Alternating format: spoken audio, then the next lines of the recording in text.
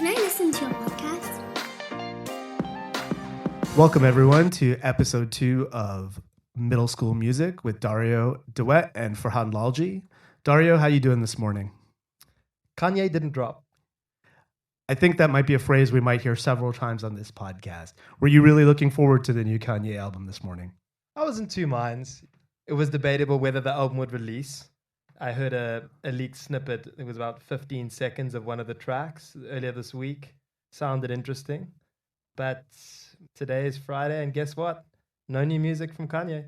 But it's funny, isn't it? Because even though he doesn't release a new album that people were waiting for, he's still making news, right? Like, we're still talking about Kanye. And that's the genius of Kanye being Kanye, isn't it?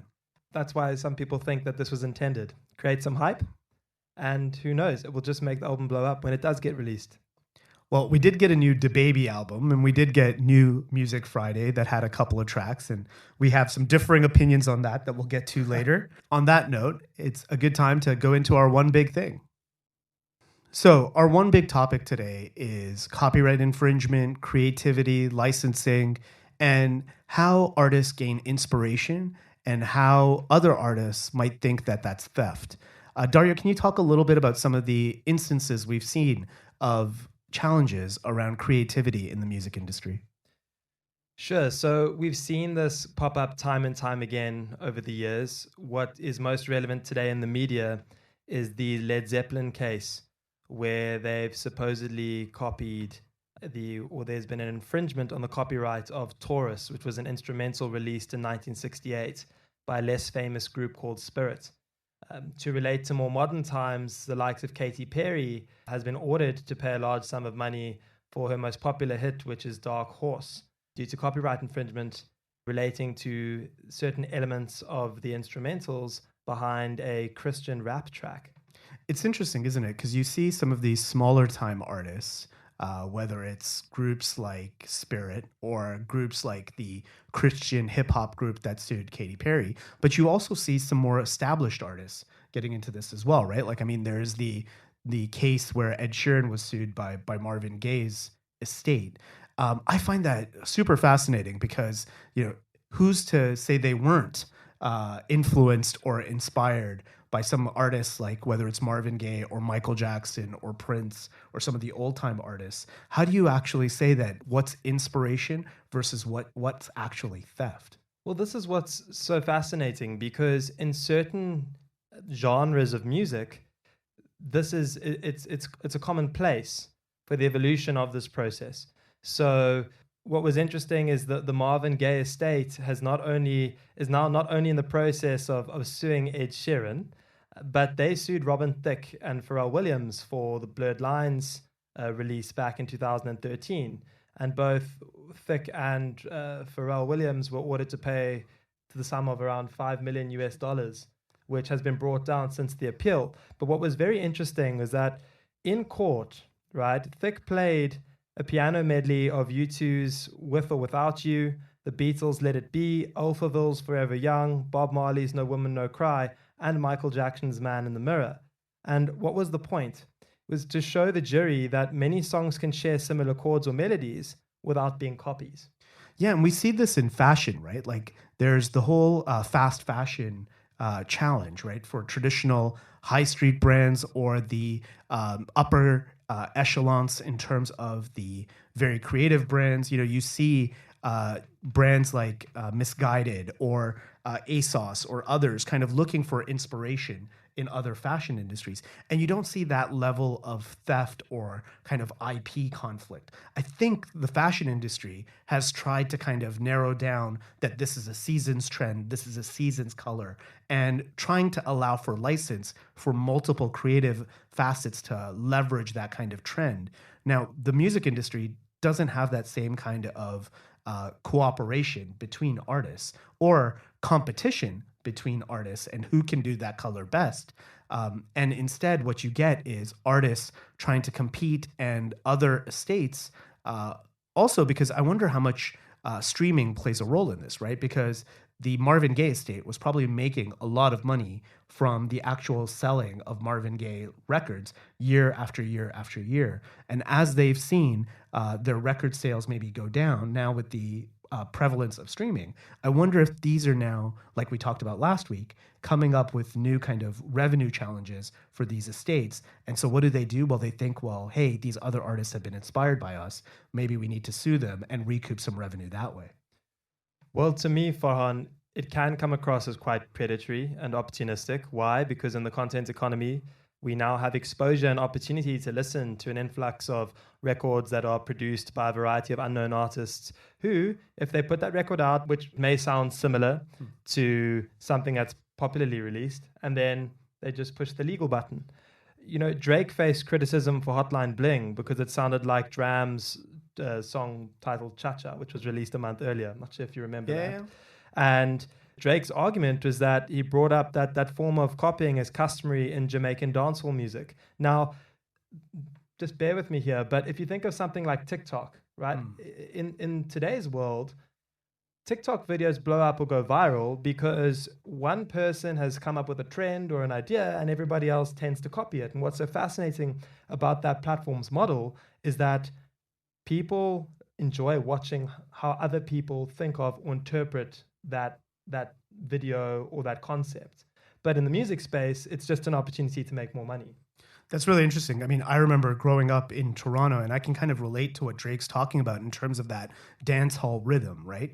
Like, if you go back and you look at, I believe it's like Reggae Gold from like 1993 to 1998. They had a new compilation album every year for those years. And you'll know that there was one popular rhythm that was there that year. And every dancehall artist was basically recording on top of that rhythm. And so you would get your Sean Pauls, your Beanie Mans, your other artists that were popular in dancehall all recording on the same track. And that made it great for DJs who would use that rhythm and then layer on track after track and mix after mix. And it's quite interesting because actually taking that to modern day, there's a new track by Jason Derulo called Too Hot. And it literally lifts Murder, She Wrote from Shaka Demus and Pliers and that exact rhythm. And I was playing it for my daughter. You know, there's the necessary daughter mention. I think we came in pretty early this time. But yeah, I was playing that for my daughter and her mind was blown that those tracks were exactly the same kind of bass line, exactly the same drum beat, exactly the same music underneath, but yet they sounded so different. And I think that level of creativity and building on top of that is something we need to keep allowing for in music.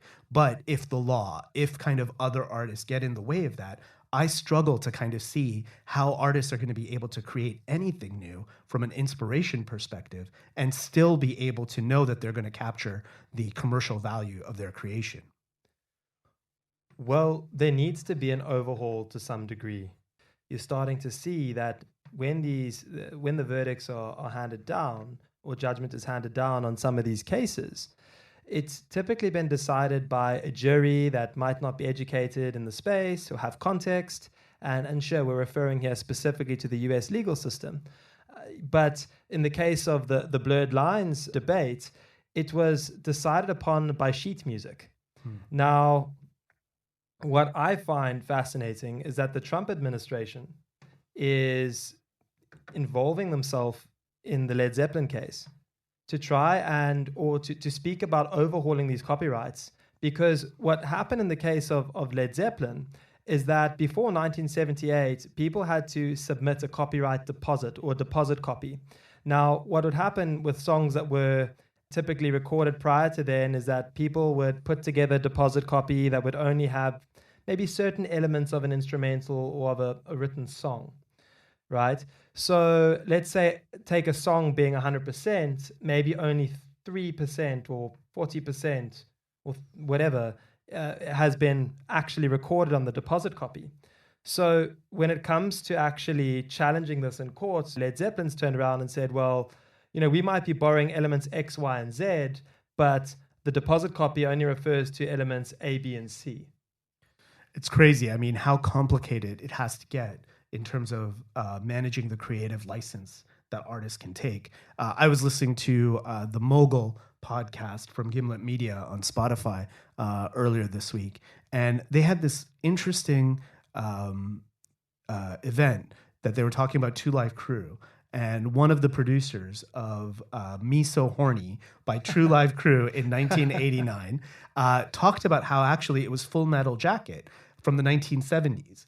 And what he had to do in 1989 was wait for that movie to come on cable, record it on his VCR, take that to the production studio, click and link his VHS or VCR to the production equipment, isolate that line of me so horny, me love you long time. And that became the basis of the billion-dollar industry that is Miami-based hip hop, right? And now, that's definitely not the way the makers of Full Metal Jacket thought that some of their art, some of their creativity was going to be used. And so if you stop artists from being able to lift, if you stop artists from being able to gain that kind of creative edge, is the art going to suffer in the long term? I think that's the challenging question. So I'm glad you mentioned this. Here's an interesting case, right?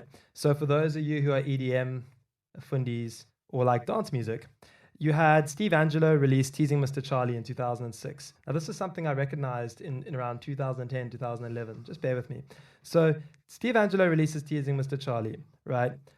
4 years later, in 2010, Afrojack releases a song called Pasha on Acid.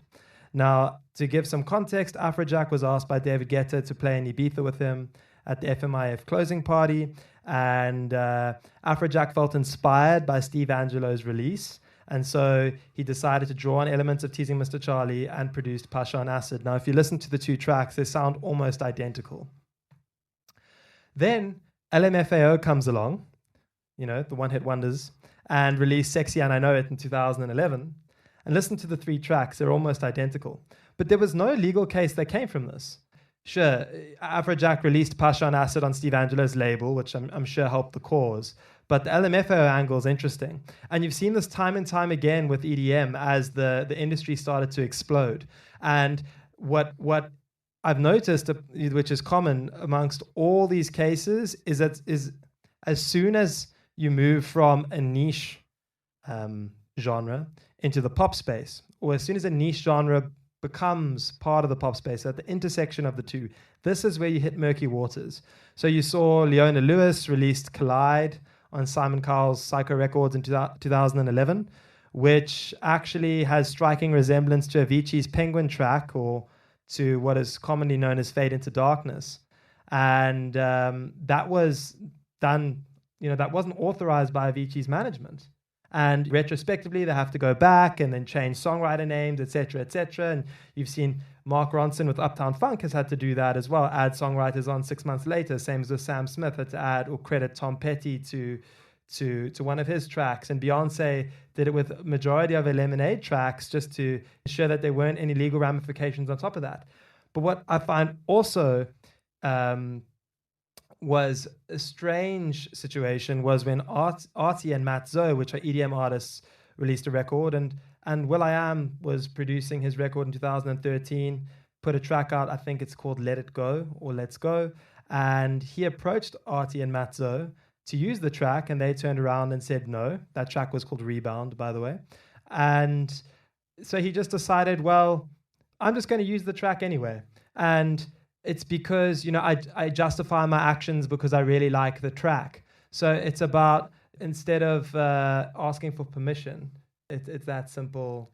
It's interesting. You make that point about niche industries, right? And we were talking earlier about the dance hall rhythms, right? And I think there is kind of within the niche, probably that same level of collaborative competition, right? So you can still be competitive with each other, but you can also be collaborative, right? You can say, I'm going to release this into the world, and I'm going to hope that somebody's going to remix this, is going to layer on top of it, is going to build on what I've done. It's when the numbers in terms of the actual kind of commercial value of these songs really blow up that artists come out of the woodwork, and it leans more towards competition than collaboration. And I think that's the challenge with this whole industry. Sure. The Peloton case, for me, can you give some context on the Peloton case for people? Sure. So what Peloton did, for people that aren't familiar with it, they first launched a spinning bike or exercise bike for your home that has a large screen in front of it, and you can log on, and you could enter into a live class, and there'd be leaderboards, etc. That's just at a very high level. But Peloton just they found that it was such a hassle to get copyright to use songs. So they just went ahead and used the songs illegally. It's interesting, right? Like Zumba had the same kind of thing where they were taking Latin music and dance music and then they were putting it in Zumba classes. And then all of a sudden the artists wanted to make Zumba music. So you'd hear kind of artists like J Balvin or the equivalent in their early days shouting out in the middle, or Pitbull or whoever, Zumba, because they knew that those songs were going to get played in the Zumba classes. And they actually wanted it to be played there because then it would get put on a compilation CD or a compilation playlist. And then all of a sudden, more and more people were listening to those songs. So on the same side where Peloton has kind of tried to circumvent some of the legality of actually grabbing music and putting on their platform, you get other kind of opportunities where these distribution channels get so popular that it actually makes sense for the artist to collaborate with that distribution. So Dario, you spent some time looking at some interesting music-related tech startups. Anything that jumps to mind in terms of things that you've seen that are of interest? Yes, there's an app called Tully, which was actually created by up-and-coming rapper Joyner Lucas. And what it is a solution that allows recording artists and songwriters to play, write, and record song ideas all within one application. So it's an end-to-end creative platform. And why do artists need an end-to-end collaborative or music creation platform? Well, essentially, I think because we're in this mobile-first world where everyone's always on the go, it provides an opportunity to really continue to work on your album or your individual releases at any point in time, work with producers or different parties all in one consolidated format. Because as you know, back in the day, you'd have to sit in a studio, then it evolved with the internet where people could share things on the cloud. But there's some security risk there on the cloud. So what Tully also tries to achieve is they've created this digital marketplace where producers are able to showcase and sell their digital assets to other artists, as well as manage that workflow of song creation in that collaborative environment.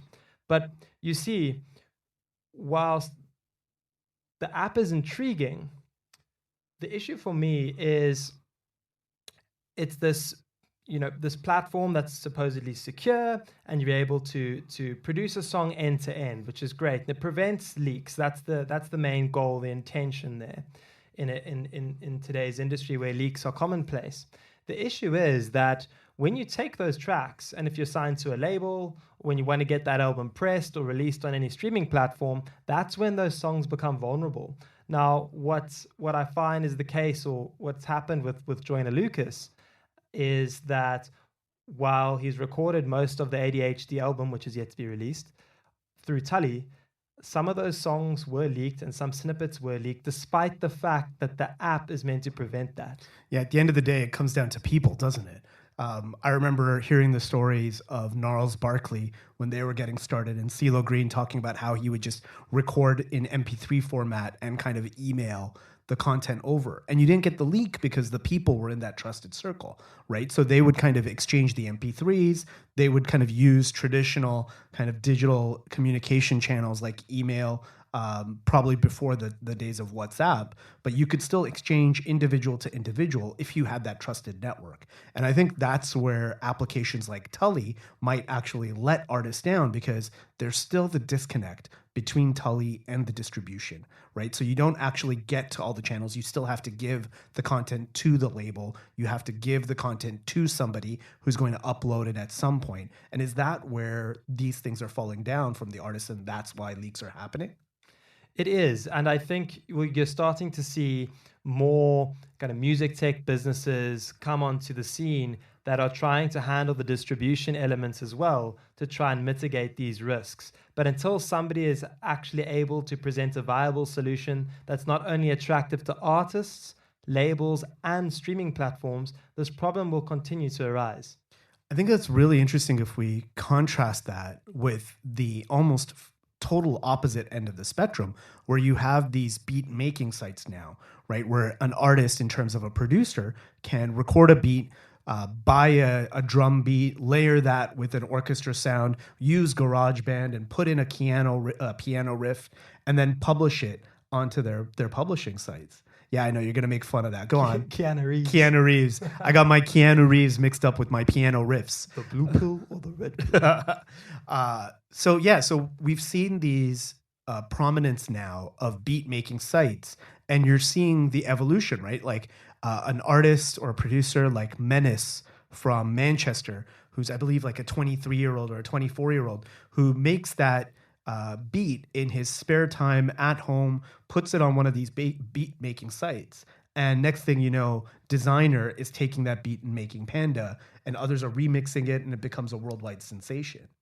Well, it's crazy because historically in the hip hop community, you saw, well, at least with the exception of the likes of DJ Premier, Dr. Dre, Scott Storch, Rick Rubin, and Timbaland, the producer wasn't really that popular. It was all about the artist. Yeah, I mean, there was the exceptions like Timbaland and maybe DJ Premier, with Guru making Gangstar. Sure. Right? So you had a couple, you maybe had RZA within Wu-Tang Clan, right? You had a couple of those producers who were artists themselves, who were prominent, and you could tell a Timbaland beat, because Timbaland would be on that beat with the artist. You could tell a Primo beat because there was just something phenomenally unique about a Primo beat. And now that's gotten a lot wider. Sure, there still is. And I think the mumble rappers or the new gen rappers would love to work with these guys. I mean, I know the late Nipsey Hussle always wanted to work with Dr. Dre and never got that chance. And some people do. But, the producer doesn't necessarily translate into quality. And we've seen that with Rick Rubin working with Eminem, working with Kanye West. We've seen some Dr. Dre releases that have gone pear-shaped. Justin Timberlake's latest album with Timbaland. Scott Storch is trying to come back onto the scene. He's working again with 50 Cent, working again with Dr. Dre to try and recreate that magic from back in the day. But what's happened now is, to your point, is these new platforms have created opportunities for the producer to be the famous one. And we started to see guys like Smoke Perp works with Lil Pump. Sure, we're not fans of the music, but he's popular, at least in the US. You've got Tay Keith, which blew up massively working with Drake, and now working with the likes of Eminem on multiple tracks. And Metro Boomin, of course. Yeah, it's interesting, right? Because you have Illmind, who was one of the first who kind of created his beats and put them out, and now he's actually built a business empire in terms of giving people production tips, right? People will pay to actually see him in person, spend 5 minutes playing him a number of different beats and getting his feedback on those beats. So it's how those producers are also kind of looking for other ways to extend their reach.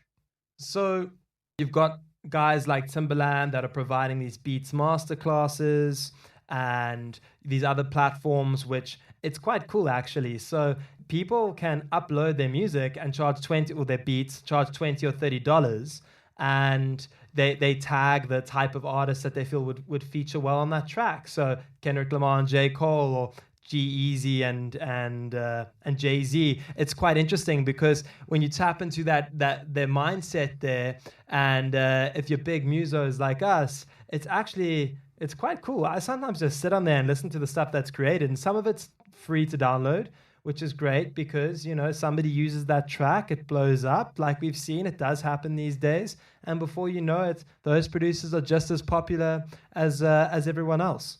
And tying that back to our earlier conversation around creativity and licensing, like I can just imagine the amount of creativity we would see if artists were able to publish their a cappella, kind of hip hop or other music, digital tracks, and then you could layer them with different beats in a really easy way. Imagine the creative reach or the creativity in general that we would see if the industry allowed for some of that. And I think we're seeing technology that's structuring. It's almost like that Carlotta Perez kind of philosophy, right? Where we've seen that first industrial wave, and now the technology is enabling people to actually build on top of that. But I don't know if the industry will get out of the way in order to actually enable that to happen. People talk about creative license, but the constraints behind the industry is what's actually preventing that. But we're slowly starting to see cracks in the wall, and these tech platforms have emerged. But who knows, maybe this Led Zeppelin case that we've mentioned earlier might pave the way for new ways of thinking in this space, where altogether, everything, the sum of the parts, creates this great opportunity for people to actually create music that's different and can release it quickly, instead of having to spend hours and huge amounts of money with expensive guys like Dr. Dre, who perfectionists, which we mentioned last week, when the music doesn't always get out to the people who really want to hear it. There's a lawyer as well from the U.S. named Larry Lessig, who I'd recommend people kind of look at. I think he's done a TED Talk, but also he's got a lot of prolific writing. He is the one who basically pioneered the whole Creative Commons idea, where you can kind of publish something with the Creative Commons license and allow people to give you the credit for actually building some of the creativity that influenced that. And it'd be really interesting if we could see now technology and the industry come together to actually enable that creativity to flourish. All right, Dario, it is Friday, even though people might be listening to this on Sunday or Monday of next week. What came out this week that caught your ear? So this week's New Music Friday, a little bit disappointing for me. I don't think there's anything that really captures my attention, but my theory is it's the calm before the storm. Q4, I'm expecting big things, maybe a Kendrick drop, something from TDE. We're waiting for that Kanye album. We're waiting for Eminem. Noticeable mentions, I think, you've got a Schoolboy Q feature on Me with an unknown artist, or at least unknown to me, called Wretch. I see Skylar Grey released Angel with Tattoos. That was quite nice. A couple of dance remixes as well, or new releases. See Deadmau5 is back on the page. There's that new French Montana track with Post Malone and Cardi B. For me, my favorite, about the stuff I've been listening to this week, Joyner Lucas, ADHD, the track titled ADHD. And my guilty pleasure, Farhan, is actually The Offspring. The Offspring. Now we've heard a lot about rock artists or pop rock artists from the 90s and early 2000s kind of hanging around. What is it about The Offspring that's caught your ear? Well, it was part of the eclectic mix of music I used to listen to growing up from my father. And I see they released an album called Days Go By in 2012. So I thought, well, this will be interesting. Clicked on it, started listening to it, thought it was pretty interesting. Standout track was I Want a Secret Family with You. Oh, God. Okay. I actually haven't heard that track. So maybe I'll give it a listen, but I'm not promising you anything. I actually didn't mind this week's New Music Friday. The French Montana, Post Malone, Cardi B track was actually pretty good. I played it a couple times this morning, and it's definitely got an interesting hook. It's got some bounce to it. So I enjoyed that. My guilty pleasure is actually Zayn from One Direction. So he's got a new track out with an artist called Shahid that I'm enjoying that track. There's a track actually from Nicki Minaj, who I still maintain is probably one of the most talented female MCs out there. I love her voice. I love her flow. I know we might have differing opinions on that, but she's got a track called Fendi Bag that I enjoyed. There is also, like you mentioned, the Schoolboy Q track that he's featuring on, and then I'll show my rock roots and give a shout out to Jimmy Eat World. I've been a Jimmy Eat World fan, the secret fan, for some time. So I enjoyed kind of seeing a new Jimmy Eat World track. It's funny because Jimmy Eat World, The Middle, which I think was released in 2002 or 3, was actually plagiarized by Kelly Clarkson in her song release called Heartbeat, which was released, I think, in 2015. But she actually escaped any legal ramifications from it. But that goes back to the creativity, right? And even when we're seeing new tracks this week from like the likes of J Balvin and Pitbull and others, and as I mentioned, Jason Derulo earlier in this conversation, it's interesting to see these artists continuing to stand on top of the shoulders of giants, right? Like that whole idea of music coming out and then other artists flipping it, taking a beat, taking a loop, and kind of building on top of that. Great stuff. So thank you for joining us for another episode of Middle School Music. I'm Farhan Lalji, and you can find me mostly on Twitter on @Farhan Lalji. I'm Dario Devet. You can find me on Twitter on @Dario_Devet with a W. And if you want to email us, you can hit us up now on middleschool.music@gmail.com. And if you really want to, you can follow us on Spotify, where we'll be releasing a playlist of the tracks that we love. We'll mix it up, give it that middle school feel, and let us know your thoughts. Thanks for listening, everyone. Ciao.